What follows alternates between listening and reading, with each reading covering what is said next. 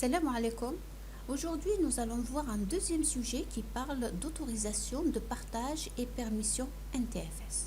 C'est un sujet très intéressant, enfin c'est un exercice puisqu'il y a un seul exercice, comme vous pouvez l'appeler une étude de cas, qui va englober toutes les notions vues telles que les unités d'organisation, les groupes, les autorisations de partage, les permissions NTFS, les permissions avancées.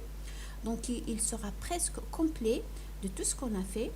Et en plus, dans la description, vous allez trouver en bas, vous allez trouver donc la solution documentée dans un fichier PDF que vous pouvez télécharger. Et en plus, des parties ou des chapitres de la vidéo, vous pouvez aller directement au chapitre que vous voulez. Alors, nous allons commencer par l'énoncé de l'exercice. Alors, vous êtes administrateur du réseau d'un institut, par exemple INSFP, c'est juste un exemple, vous pouvez prendre n'importe quelle entreprise. Alors, donc l'institut INSFP dans le domaine insfp.lan. L'organisation d'Active Directory est comme suit. Donc, au niveau du domaine, on a trois unités d'organisation: scolarité, comptabilité, orientation. L'unité d'organisation scolarité va regrouper les utilisateurs de ce service. Par exemple, on va prendre des utilisateurs fictifs S1, S2. L'unité, bien sûr, dans la réalité, vous n'allez pas nommer vos utilisateurs S1, S2 ou C1, C2. Donc là, c'est juste pour l'exercice. Alors, l'unité d'organisation comptabilité va regrouper les utilisateurs du service comptabilité. Et enfin, l'unité d'organisation orientation regroupe les utilisateurs du service orientation. Alors, le travail qui est demandé, alors on vous demande de créer un espace de stockage et de partage sécurisé pour les utilisateurs de l'INSFP et en respectant les contraintes suivantes. D'abord, donc, il y a un dossier personnel. Chaque utilisateur doit avoir un dossier personnel où il est le seul y accéder et administrer. Donc, chaque utilisateur de l'INSFP, disons donc de l'administration de cette entreprise. Donc, chaque utilisateur doit avoir un dossier personnel dans lequel il va sauvegarder ses données, etc. Et il sera le seul y accéder et administrer. Bien sûr, les autres ne vont pas accéder à ce dossier. Un dossier de travail, donc pour chaque unité d'organisation. Alors, le dossier de travail, c'est un espace collaboratif entre les utilisateurs d'une même unité d'organisation. Les utilisateurs de cette unité d'organisation, ils peuvent déposer des fichiers, lire les données, supprimer et les modifier. Et les dossiers de l'unité d'organisation donc, ne doivent pas être accessibles par les autres utilisateurs. Donc, c'est un dossier de travail ou encore collaboratif entre les utilisateurs de la même unité d'organisation. Et enfin, nous avons un dossier commun.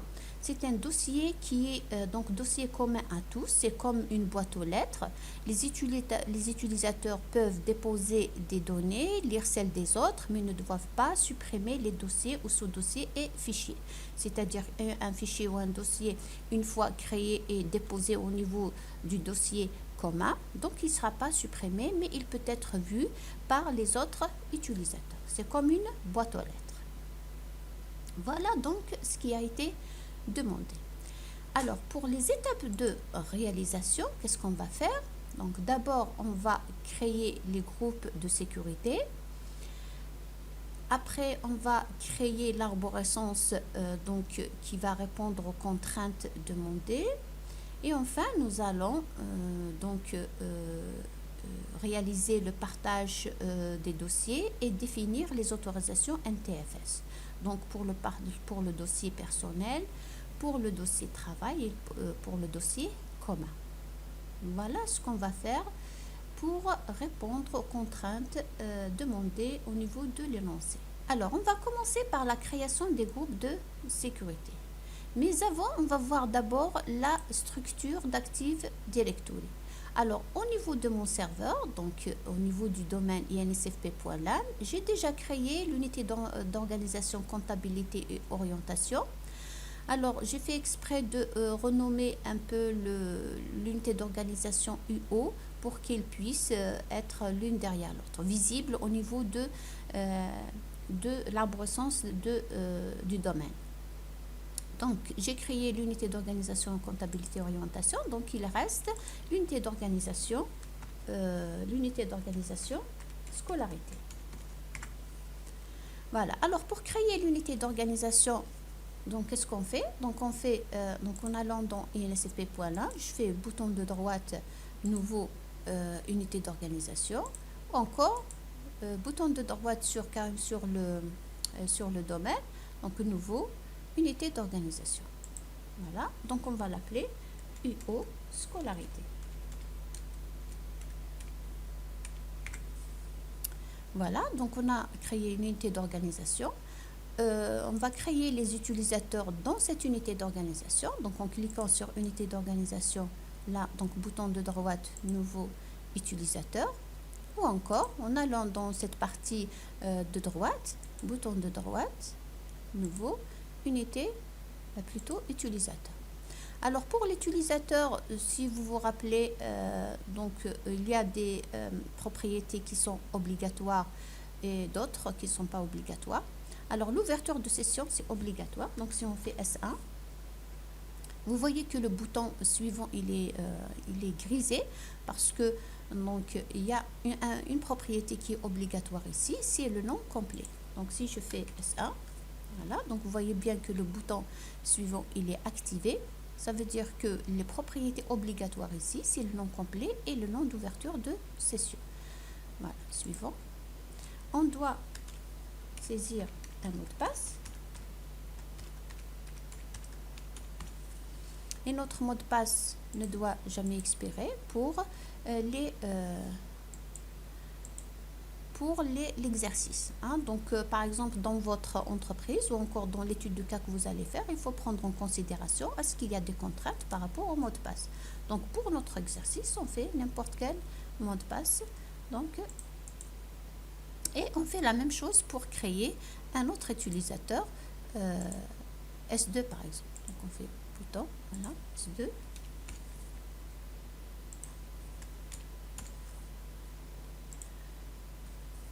Alors, pour l'exercice, il vaut mieux faire donner le même nom d'utilisateur, plutôt mot de passe pour tout le monde, pour ne pas oublier les mots de passe. Très bien. Donc, on vient de créer donc les unités d'organisation. On a la structure qui a été demandée. Maintenant, on va passer à la création des groupes de sécurité. Alors, nous allons appliquer la stratégie ADLP. On va revoir un peu c'est quoi la stratégie d'utilisation de groupe.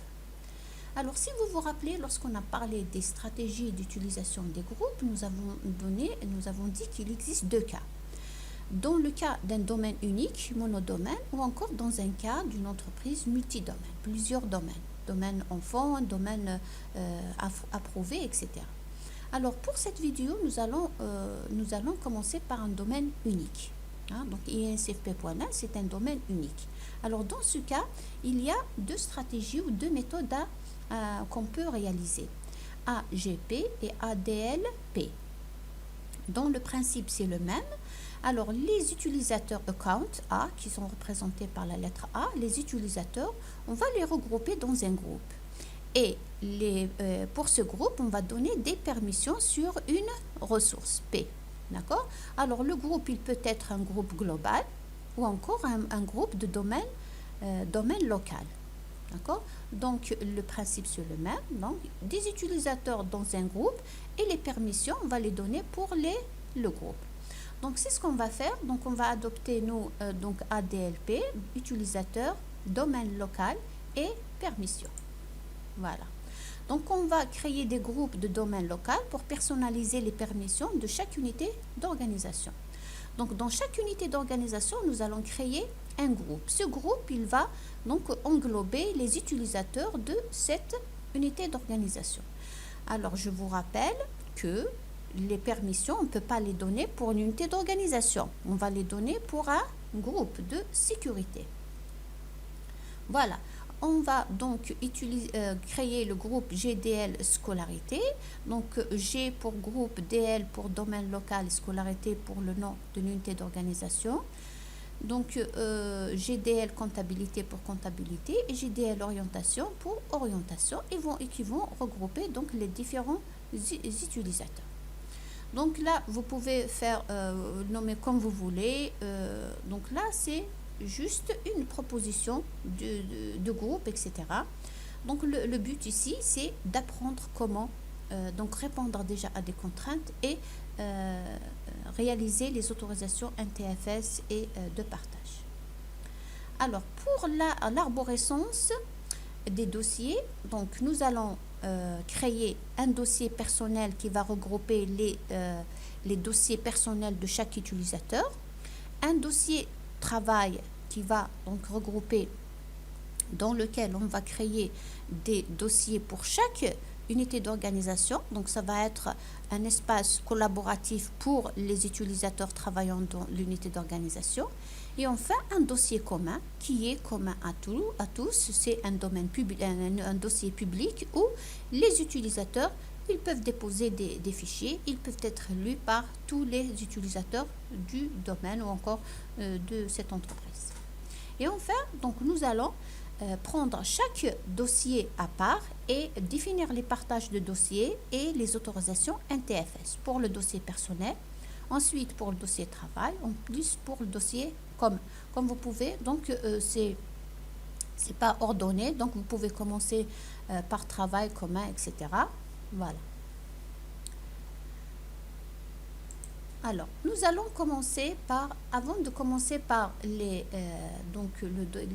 attributions des autorisations de partage et NTFS, on va voir sur notre serveur les groupes qu'on a créés. Alors, pour l'unité d'organisation comptabilité, j'ai créé GDL comptabilité dans lequel on trouve les membres C1 et C2, voilà. Orientation, donc dans lequel on trouve le groupe GDL orientation, donc c'est l'utilisateur O1. Donc on va créer un groupe de sécurité au niveau de l'unité d'organisation scolarité. Donc nouveau groupe, voilà, le nom du groupe, donc GDL scolarité. C'est l'étendue du groupe, c'est domaine local. Bien sûr, type de groupe de sécurité. Étendue de groupe, des domaines local. Je fais OK. Voilà. Donc, le groupe est créé. Maintenant, le groupe, les membres, on n'a aucun membre. Pour ajouter les membres, donc on va ajouter S1. On va vérifier, voilà, S1. Et on va ajouter S2 comme utilisateur. Voilà. Voilà, donc on vient de créer les groupes de sécurité, GDL marketing, GDL orientation et GDL scolarité. Voilà. Alors, passons maintenant aux autorisations de partage et permissions NTFS sur les dossiers. On va commencer par le dossier travail. Alors, pour le dossier travail, donc, on va partager le dossier et laisser le nom de partage inchangé. Utiliser le mode de partage avancé pour donner les droits de partage. Donc, on va supprimer tout le monde, bien sûr. On va ajouter le groupe avec les autorisations suivantes. Administrateur, on va lui donner le contrôle total. Et utilisateur de domaine, on va leur donner modification. Donc, on va aller à la partition. Voilà, une partition E, une autre partition que le C. Donc, on va créer un dossier travail. Voilà. Alors, dans ce dossier travail, on va créer les dossiers, les sous-dossiers. Donc, on a comptabilité. On a orientation. Et enfin, on a un dossier pour l'unité les utilisateurs de l'unité d'organisation scolarité. Très bien. Ok, maintenant, donc on va définir les autorisations de partage de travail. Propriété, Partage, voilà. Donc, on va laisser partager. Non, partage avancé. On va laisser le partage, le nom de partage inchangé, travail. Donc, autorisation, on va supprimer tout le monde. On va ajouter donc administrateur. Voilà, le groupe administrateur. On va leur donner un contrôle total. On va ajouter les utilisateurs de domaine et on va leur donner modification.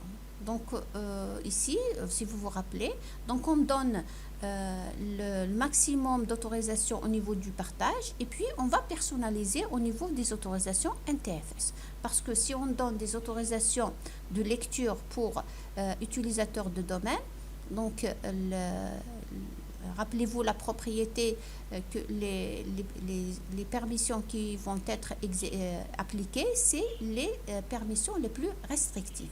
Donc, on donne le maximum au niveau du partage et on va personnaliser au niveau de les autorisations NTFS. Je fais appliquer, OK, appliquer, OK. Voilà, très bien, fermé. Voilà, donc au niveau du travail maintenant, donc les utilisateurs, tous les utilisateurs donc de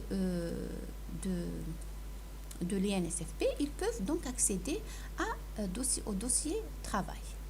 Alors, les autorisations NTFS. Alors, pour les autorisations NTFS, on va supprimer l'héritage, ajouter les groupes avec les autorisations suivantes. Donc, administrateur, on va lui donner un contrôle total. Et utilisateur de domaine ici, au lieu, voilà, lecture et exécution. Donc, dans le partage, on a donné modification et maintenant, on va donner lecture et exécution. Et quelles sont les autorisations qui vont être appliquées effectivement? Mais c'est lecture et exécution puisqu'elles sont les plus restrictives.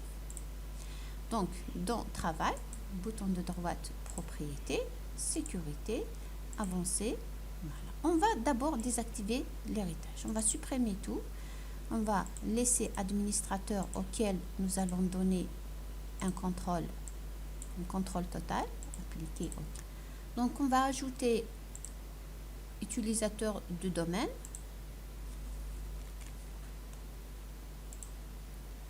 Voilà, donc utilisateur de domaine. Je fais OK, OK, voilà. Alors, pour l'utilisateur de domaine, donc on va donner les autorisations lecture et exécution. Donc, on va vérifier lecture et exécution. Je fais appliquer, OK, très bien, OK, voilà. Alors, on peut déjà vérifier au niveau du client. Alors, ici, on est rentré avec S1, voilà. Donc, on va vérifier qu'est-ce que peut faire S1 qui est dans l'unité d'organisation scolarité, qu'est-ce qu'il peut faire sur le serveur. Voilà, donc travail. Très bien, voilà. Est-ce que donc il peut visualiser le contenu? Est-ce qu'il peut supprimer scolarité? Voilà, il ne peut pas supprimer scolarité. Est-ce qu'il peut créer un dossier? Non. Est-ce qu'il peut créer ici sur la racine de travail un fichier? Non plus. Très bien.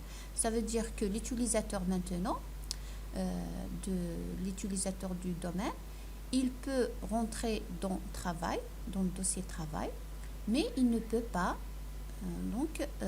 toucher à la structure de travail. Il a le droit, donc l'autorisation, de lire et exécuter au niveau du dossier. Donc, il n'a pas le droit de toucher à la structure. Donc, on vient de partager le dossier travail. Donc, avec les autorisations, définir les autorisations de partage et les autorisations NTFS. Nous allons passer maintenant au sous-dossier. Le sous-dossier scolarité, comptabilité, orientation, voilà. Donc, les sous-dossiers ne seront pas partagés, bien sûr, c'est le dossier parent qu'il est. Et donc, nous allons définir les autorisations. On va prendre scolarité d'abord. On va faire la même chose pour comptabilité et orientation. Donc, on va commencer par le sous-dossier scolarité. Alors, pour le dossier scolarité, si on revient un peu dans le dossier de travail, donc on a dit que les utilisateurs de cette unité d'organisation peuvent déposer des fichiers, lire les données, etc. sur le dossier concernant l'unité d'organisation. Et les dossiers d'une unité d'organisation ne doivent pas être accessibles par les autres utilisateurs. Très bien.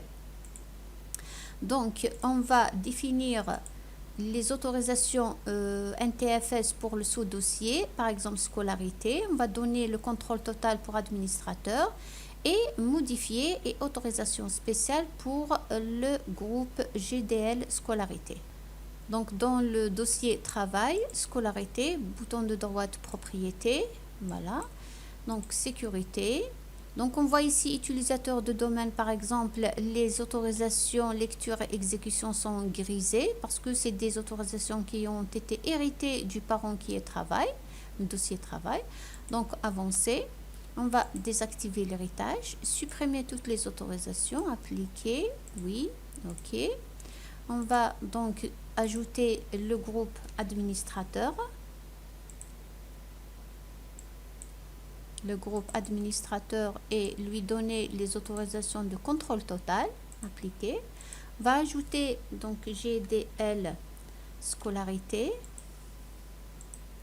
On va lui donner modification. Très bien. Donc appliquer, ok. Maintenant, si on va aller dans les autorisations avancées, donc on va vérifier pour donc GDL scolarité, autoriser ce dossier, les sous-dossiers et les fichiers. Donc on remarque que nous avons donc suppression, donc par défaut pour l'autorisation modification, suppression elle est cochée. Suppression de sous-dossier et fichier n'est pas cochée, par contre celle-là elle est cochée. On va laisser ces autorisations telles qu'elles sont. On va voir donc qu'est-ce qui va se passer exactement donc au niveau du client. Alors, donc là, on rentre avec S1. S1, il est un membre de GDL Sécurité. Donc, il est en rentrant dans dossier travail. Voilà, donc scolarité. Est-ce qu'il a le droit de créer des dossiers? Oui. Donc, est-ce qu'il a le droit de créer, bien sûr, des fichiers, de modifier, par exemple, le fichier? Très bien. Tout ça donc, font partie de l'autorisation de modification. Maintenant, est-ce qu'il peut donc supprimer ce dossier? Donc, je fais supprimer, je fais oui. Donc, il a supprimé le dossier scolarité parce qu'il a l'autorisation donc de suppression. Très bien. Et donc, ça, c'est interdit. Donc, dans les critères auxquels il faut les critères qu'il faut respecter, l'utilisateur ne doit pas changer la structure. Donc, pourquoi on a pu supprimer? Parce qu'il a l'autorisation de suppression par défaut dans l'autorisation de modification. Donc, on va refaire. Donc, on va recréer scolarité. Voilà. Donc, cette fois-ci, voilà, bouton de droite, propriété, on va refaire l'octroi des autorisations. Donc, avancer.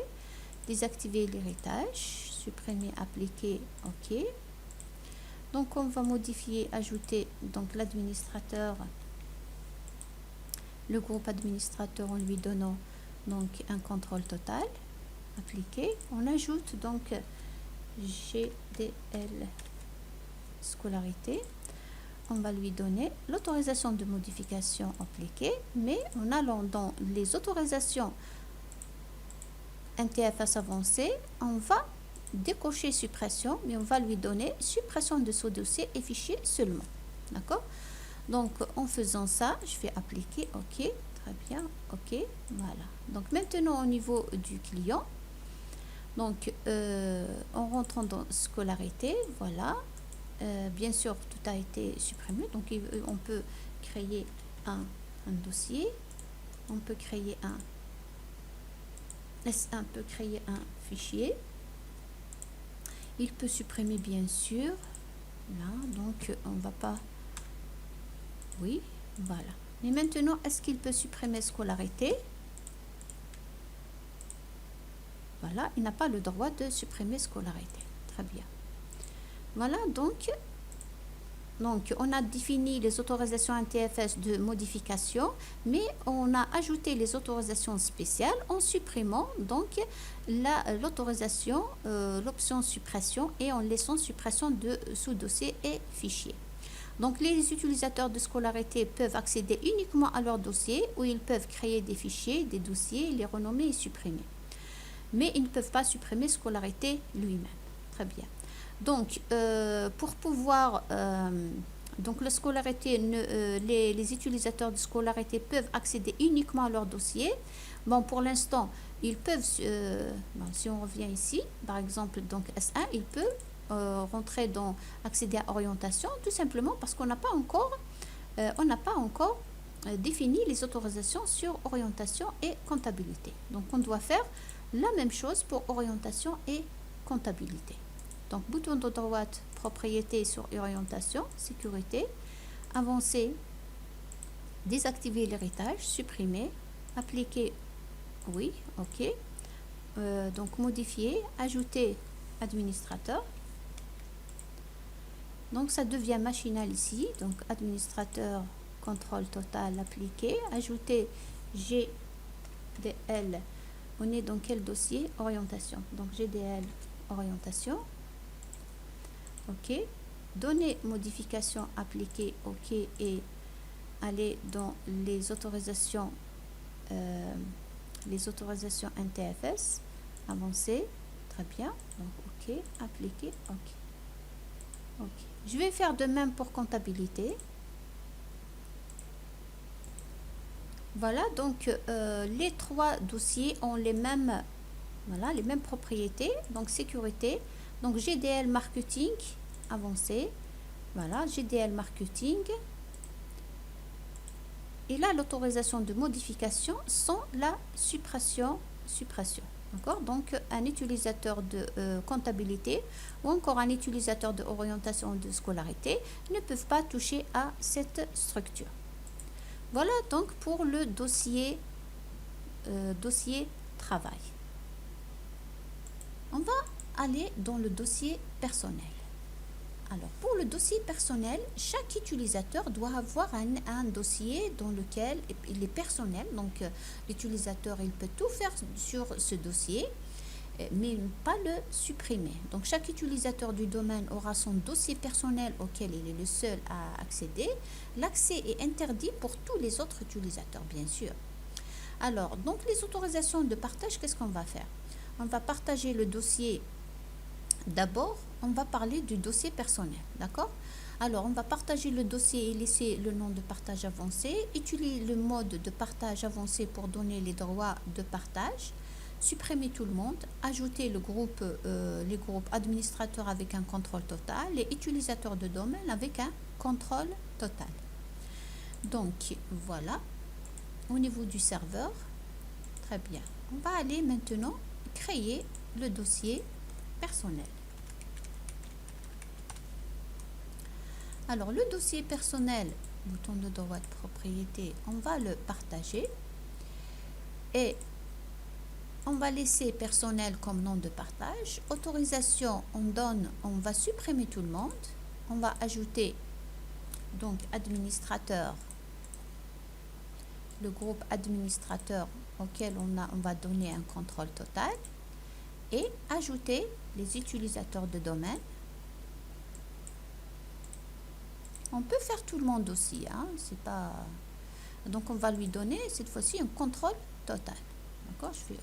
Alors, pour plus de sécurité, ne pas faire utilisateur de... plutôt tout le monde. Plus qu'invité, l'utilisateur invité, il est dans tout le monde. Donc, on va mettre utilisateur de domaine. Il n'y a que les utilisateurs authentifiés qui vont bénéficier de ce partage. Très bien. Voilà, donc voilà pour les autorisations de partage. On va aller maintenant aux autorisations NTFS. Bien sûr, maintenant les autorisations NTFS qui tous les utilisateurs du domaine peuvent ils doivent y accéder au personnel pour pouvoir accéder à leur dossier. Donc on va supprimer l'héritage et ajouter donc donner un contrôle total pour administrateur et lecture et exécution pour les utilisateurs de domaine, pour que tous les utilisateurs puissent voilà, donc accéder à ce dossier. On va désactiver l'héritage.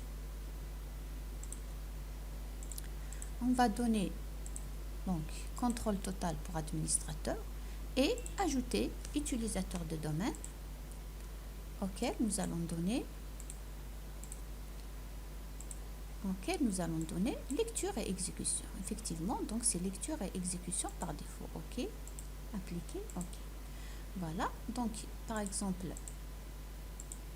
on va essayer de faire toujours donc un essai avec un utilisateur, donc personnel maintenant, voilà, donc il peut accéder à personnel, mais il peut rien faire sur personnel, donc il peut pas donc créer un dossier. Très bien,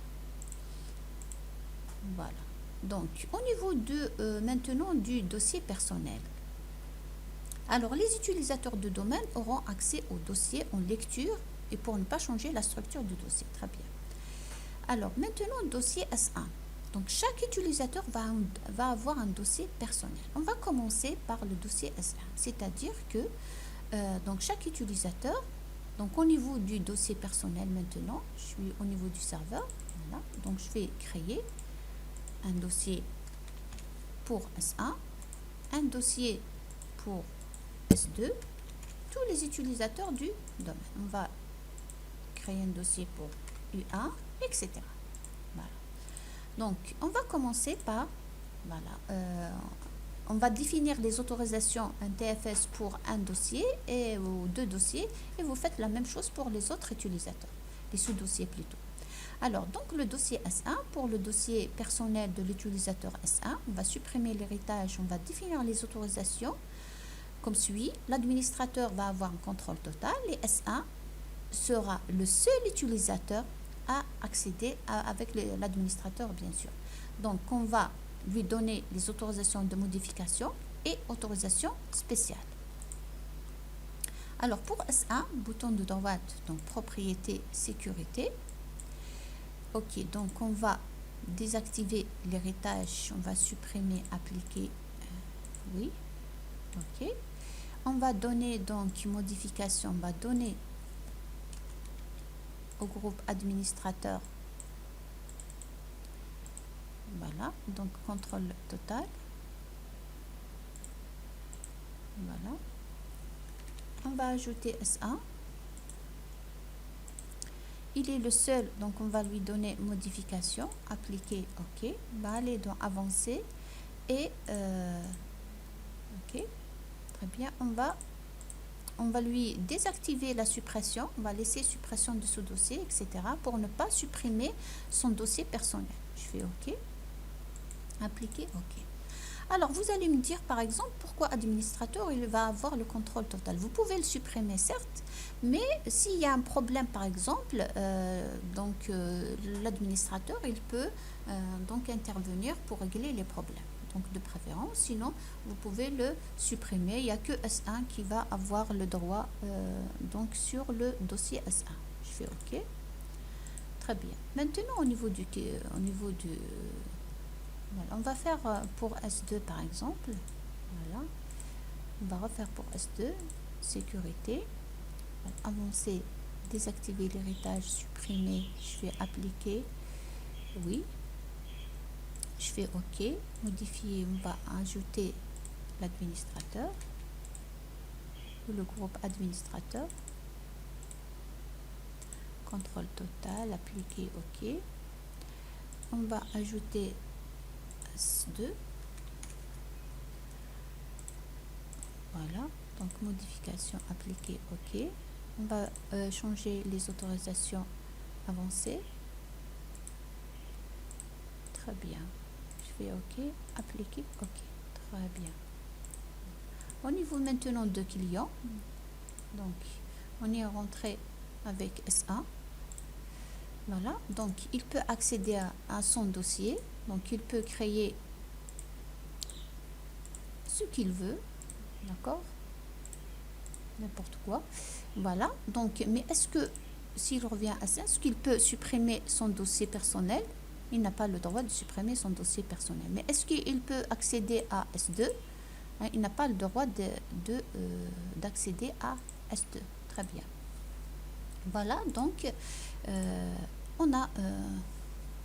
on a personnalisé les autorisations NTFS de S1. Donc, très bien, on a répondu à ce qui a été demandé, personnel. Chaque utilisateur doit avoir un dossier personnel où il est le seul y accéder et administrer. Donc maintenant, au niveau de... voilà, donc si je reviens ici, regardez l'utilisateur donc S1. Voilà, donc il est rentré dans le dossier personnel qui est partagé, mais il a donc il voit le dossier S2. D'accord, mais il double-clique, bien sûr, il n'a pas l'autorisation d'y accéder. Alors, on a dit que, par exemple ici, l'utilisateur, lorsqu'il accède à un dossier, on peut cacher les dossiers auxquels il n'a pas le droit de lecture. D'accord, donc S1, par exemple, en accédant au dossier personnel, il n'a pas à voir les autres dossiers d'autres utilisateurs. Donc, il n'y a que S1, son dossier, qui sera affiché. Alors, pour ce faire, nous allons le faire au niveau de gestionnaire de serveur en activant une fonctionnalité, donc dans service de fichiers et de stockage. Voilà, dans dossier partagé, dossier partagé, voilà.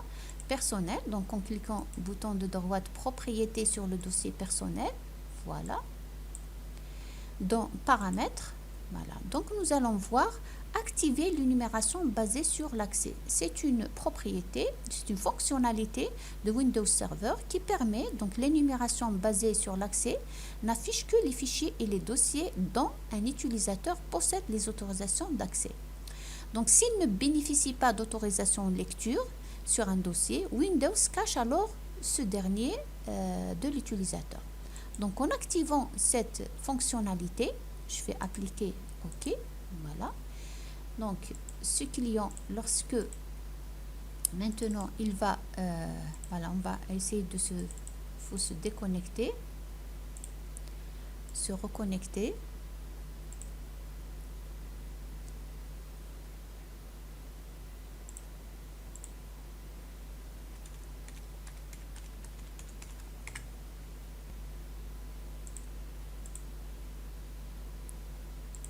Voilà, donc, alors en accédant à personnel, voilà, donc il ne voit plus S2.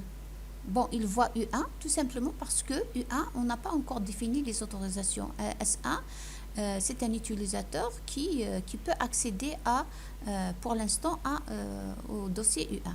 Mais S2, on ne le voit plus parce que S1 n'a pas les autorisations de lecture. Par contre, U1, on va vérifier ça, vous allez voir. Alors sur U1, bouton de droite en propriété, on va voir que les utilisateurs de domaine, ils ont le droit de lecture et exécution. C'est pour ça que au niveau du client, avec l'utilisateur S1, il a pu l'afficher. D'accord? Donc, pour ne pas afficher les autorisations, plutôt pour ne pas afficher les dossiers ou fichiers auxquels on n'a pas le droit de lecture, donc il faut activer la propriété, activer l'énumération basée sur l'accès. C'est une fonctionnalité qui est Windows Server. Très bien. Voilà, donc pour les dossiers personnels, donc on fait la même chose pour tous les utilisateurs. Voilà. Donc, on a terminé avec les dossiers personnels. Donc, on a répondu à ce qui a été demandé. Donc, chaque utilisateur a un dossier personnel et il est caché. Donc, d'autres utilisateurs ne peuvent pas le voir lorsqu'ils vont accéder au dossier personnel. Alors, on va passer maintenant au dossier commun. Alors, pour le dossier commun, on va vérifier un peu ce qui a été demandé. Alors, le dossier commun à tous, c'est un dossier public, donc c'est comme une boîte aux lettres. Les utilisateurs peuvent déposer des données et lire celles des autres, mais ne doivent pas supprimer les dossiers et sous-dossiers et fichiers. Très bien. qu'est-ce qu'on va faire? Voilà. Alors, pour les autorisations, il faut bien sûr le partager. Administrateur, contrôle total, utilisateur, modification. Pour les autorisations NTFS, on va donner contrôle total pour administrateur et utilisateur de domaine, modifié et autorisation spéciale. Voilà, donc, qu'est-ce qu'on fait? Bouton de droite, propriété, partage. Alors, partage avancé. Donc, j'ai dû le... OK. Voilà, donc, contrôle total. On va ajouter utilisateur de domaine. On va leur donner donc modification. OK. Appliquer. OK. Appliquer. OK. NTFS. On va désactiver l'héritage. On va supprimer tout. Appliquer. Voilà. Donc, c'est devenu machinal. Hein. Ajouter utilisateur.